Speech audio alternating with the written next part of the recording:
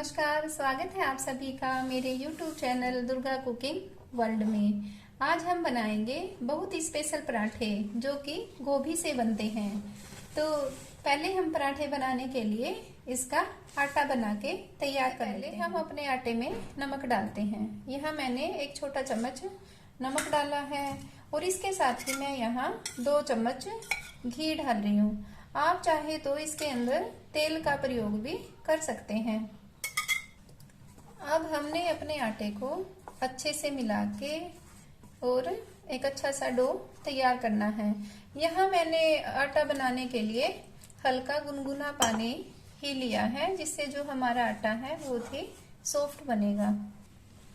हमने अपने आटे को अच्छे से मसल के बनाना है। हमने आटा न तो ज्यादा सख्त बनाना है और न ही ज्यादा पतला। इसको हमने एक सॉफ्ट आटा बनाना है। देखिए ना, तो ये ज्यादा सख्त है और नहीं ही नरम। तो अब हम अपने आटे को 20 या 25 मिनट तक ढक के रख देते हैं। यहाँ हमने अपने आटे को ढक के रख दिया है। तब तक हम इसकी स्टफिंग तैयार कर लेते हैं। यह मैंने एक प्लेट ले ली है और यह मैंने गोभी ली है। इसको मैंने गर्म पानी में 3 से 4 बार अच्छे से धो लिया है। अब हम इसको ग्रेट करते हैं। यह हमने गोभी को अच्छे से ग्रेट करके कर लिया है और इसी तरह मैंने 1 इंच अदरक का टुकड़ा लिया है और इसको भी मैं बारीक से कद्दूकस करके तैयार कर लेती हूँ। अब मैंने यहाँ गोभी को और अदरक को अच्छे से कद्दूकस कर लिया है। अब हम इसको 2-3 मिनट के लिए हैं और इसके अंदर मैं 2 छोटे चम्मच घी डालूंगी। यहाँ मैंने डाला है 1 चम्मच जीरा और 1 पिंच मैंने यहाँ डाला है हींग। यहाँ हम इसके अंदर डालेंगे 1/4 चम्मच हल्दी पाउडर और 1 चम्मच डालेंगे इसके अंदर धनिया पाउडर। और यहाँ मैं डाल रही हूँ हरी मिर्च। यहाँ मैंने एक हरी मिर्च को लिया था और उसको बारीक बारीक सा काट लिया है। अब हम अपने इस मसाले को अच्छे से भून लेते हैं इस तरह से। अब साथ में मैंने यहाँ एक छोटा सा प्याज ले लिया था, उसको भी मैंने बारीक बारीक काट लिया। इसको भी हम अपने मसाले के अंदर मिला रहे हैं अच्छे से। अब जो ये हमारा मसाला था और जो ये प्याज हमने डाले थे, हमने इनको अच्छे से 2 से 3 मिनट तक भून लिया है। अब हम इसमें अपनी जो गोभी और अदरक जिसको हमने कद्दूकस कर लिया था वो भी हम इसके अंदर मिला देते हैं। अब इसके अंदर हम नमक डालेंगे, क्योंकि नमक हमने आटे में भी डाल दिया था। नमक आप अपने स्वाद के अनुसार कम या ज्यादा यहाँ कर सकते हैं। और यहाँ थोड़ी सी मैंने लाल मिर्च डाली है और थोड़ा सा मैंने यहाँ लगभग आधा चम्मच अमचूर पाउडर डाला है और लगभग आधा चम्मच ही मैंने यहाँ गरम मसाला डाला है। अब यहाँ मैं डाल रही हूँ थोड़ा सा हरा धनिया। इन सारी चीजों को हमने अच्छे से मिला के अपने मसाले को हल्का सा नरम होने तक सिर्फ 2 या 3 मिनट तक ही हमने इसको भूनना है और हमने इसको ढकना भी नहीं है। बिल्कुल इसी तरह से हम अपने जो स्टफिंग है पराठे की उसको अच्छे से भून लेते हैं। अब जो ये हमारी स्टफिंग है ये बनके हो गई है तैयार और इसको हम ठंडा होने के लिए एक प्याले में निकाल देते हैं। इसको मैं एक प्याले में निकाल देती हूँ और जब तक ये ठंडा नहीं होता तब तक हमने इसको अपने पराठे के अंदर नहीं मिलाना है। इस तरह से हम इसको ठंडा होने के लिए रख देते हैं। अब जो ये हमारा आटा था इसको बने हुए 20 मिनट हो गए हैं और ये अच्छे से सेट हो गया है। अब मैं इसके ऊपर अपने हाथ पे थोड़ा सा घी लगा लेती हूँ इस तरह से और अपने आटे को अच्छे से मसल लेती हूँ, क्योंकि जो ये हमारा आटा है फिर ये बहुत ही सॉफ्ट हो जाएगा। इस तरह से हमने अपने आटे को मसलते हुए अच्छे से बनाना है। हमने अपने आटे को अच्छे से मसल के तैयार कर लिया है। अब हम इसके पराठे बनाना शुरू करते हैं। अब मैं अपने इस आटे से आटा तोड़ लेती हूँ, यानी हम इसकी एक लोई बना लेते हैं। आप जो ये पराठा है आप अपनी पसंद के हिसाब से मोटा पतला अच्छे से बना सकते हैं। यहाँ मैंने इसको इस तरह से लोई बना लिया है और यहाँ मैं सूखे आटे के अंदर इसको लपेट लेती हूँ। यह मैंने इसको लपेट लिया है और इसको ऐसे हाथों की मदद से ही हमने इसको अच्छे से प्रेस करना है और इसको हमने एक कटोरी का आकार देना है अपने इस आटे को, इस तरह से। ये जो हमने आटा लिया था इसको हमने कटोरी सी बना लिया है इस तरह से। अब इसके अंदर मैं अपनी स्टफिंग डालती हूँ। हमने अपनी इस जो ये आटे की हमने कटोरी सी बनाई थी इसके अंदर हमने अपनी स्टफिंग को भर दिया है। अब हम इसको धीरे धीरे इस तरीके से आराम से बंद कर देते हैं। इस तरह से हमने अपने मसाले को इसके अंदर मिला के इसको बंद कर दिया है। और फिर हम इसको सूखे आटे में लपेट के और ऐसे हमने इसको दबाना है ताकि जो हमने ये मसाला अपने पराठे के अंदर भरा है ये सारे पराठे में अच्छे से आ जाए। इस तरह से ये मैंने इसको अच्छे से प्रेस कर दिया है और अब हमने बेलन की मदद से हल्के हल्के हाथों से इसको बेलकर तैयार करना है।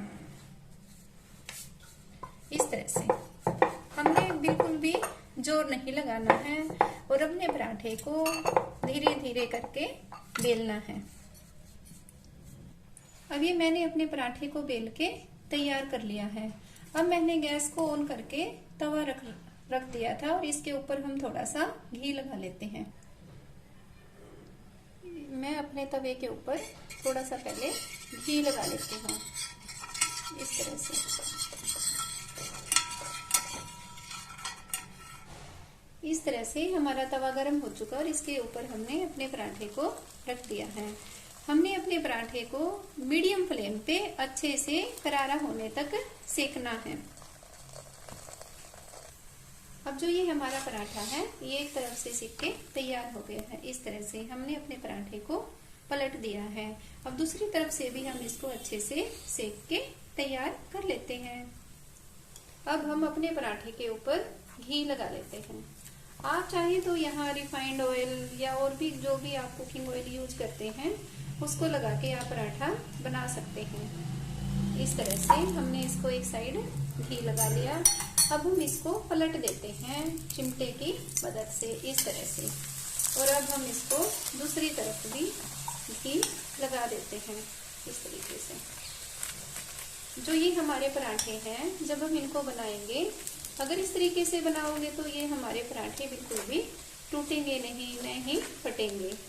अब हम इसको पलट पलट कर अच्छे से गोल्डन ब्राउन होने तक सेक लेंगे इस तरीके से।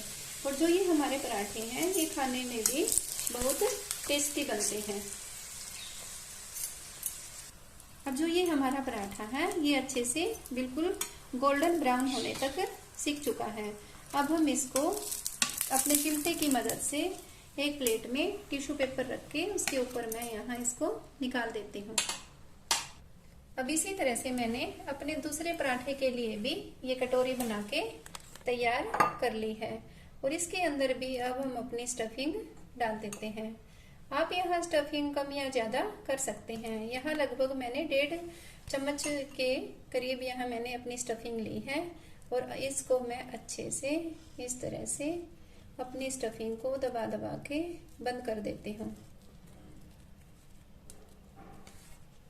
इस तरह से मैंने अपनी लोई के अंदर ये स्टफिंग डाल दी और इसको मैं अब आटे में लपेट कर और अच्छे से हल्के हल्के हाथों से दबा के इसको पूरे के पूरे में, ताकि ये हमारी स्टफिंग पूरे पराठे में आ जाए, इस तरह से दबा दबा के इसको प्रेस कर लेती हूँ इस तरह से। फिर हम इसको थोड़े से आटा और लगा के इसके ऊपर इसको बिल्कुल हल्के हल्के हाथों से बेलकर तैयार कर लेते हैं।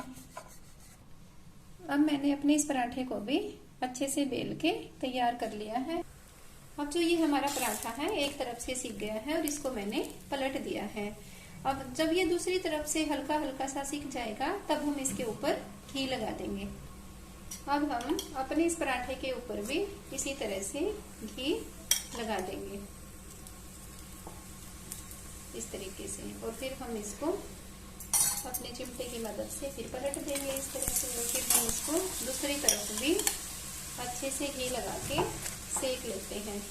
यहाँ आपने एक बात का ध्यान रखना है कि अपनी गैस की फ्लेम को मीडियम ही रखना है, ताकि जो ये हमारा पराठा है ये अच्छे से सिक के तैयार हो जाए इस तरह से। अब जो ये हमारा पराठा है ये भी लगभग बनके तैयार हो चुका है। अब हम इसको भी अपने तवे से उतार के प्लेट में रख लेते हैं। और इसी तरह हम अपने सारे पराठे बना के तैयार कर लेंगे। ऐसे हमने अपने सारे पराठे बना के तैयार कर लिए हैं। आपने इन पराठों को बनाते समय 2 बातों का ध्यान रखना है।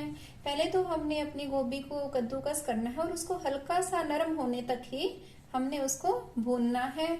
और जो हमने आटा बनाया था पराठे के लिए, उस आटे को हमने ज्यादा टाइट नहीं बनाना है, सॉफ्ट सा आटा बना के हमने तैयार करना है। अब मैं आपको यहाँ दिखा भी देती हूँ कि जो ये हमारे पराठे हैं ये अंदर तक भरे हुए हैं। देखो मैं आपको यहाँ दिखा भी देती हूँ कि जो ये हमारे पराठे हैं ये कितने भरुआ बने हैं। तो इनको बनाना बहुत ही आसान है, आप इन्हें आसानी से अपने घर में बना सकते हैं। और जो ये पराठे हैं ये बच्चे भी बहुत खुश होकर खाते हैं। आप इन्हें जरूर बना के देखिए। और आपने ये मेरी वीडियो कैसी लगी, प्लीज आप इसे लाइक, सब्सक्राइब और शेयर जरूर करें। और जो ये छोटी सी घंटी होती है इसको आप दबाना न भूलें, क्योंकि आप जब बेल आइकन का बटन आप दबा दोगे तो मेरी आगे आने वाली वीडियो का नोटिफिकेशन आपको मिल जाएगा। और आप जब इनको बना के देखेंगे, आपके जो एक्सपीरियंस रहे उन्हें आप मेरे साथ जरूर शेयर करें और अपने कमेंट मेरे कमेंट बॉक्स में जरूर डालें। Thank you. But it's too late now. I remember you